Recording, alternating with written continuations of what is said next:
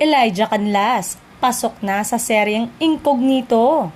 Sunod-sunod na nga ang mga malalaking proyektong inihahain kay award-winning at promising actor na si Elijah Canlas. Matapos ang mga matagumpay niyang stint sa FPJ Batang Quiapo bilang si Pablo, Senior High, at ang sequel nitong High Street bilang si Archie. Sasabak naman siya sa isa pang bigating serye. Pasok na ang 24 anyos na aktor sa upcoming action series na Incognito, kung saan makakasama niya ang ilan sa mga pinakamatunog ng pangalan sa industriya ngayon na sina Richard Gutierrez, Daniel Padilla, Ian Veneracion, Baron Geisler, Kyla Estrada, Maris Racal at Anthony Jennings.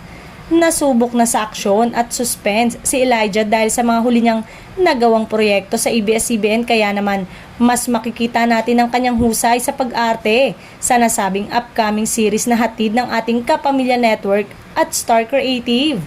Nagsimula na ang taping ng Incognito, ang bagong serye ni na Richard Gutierrez, Daniel Padilla sa ABS-CBN Studios. This week nga, lilipad na sila papalawan para sa lock-in taping sa lugar na yon.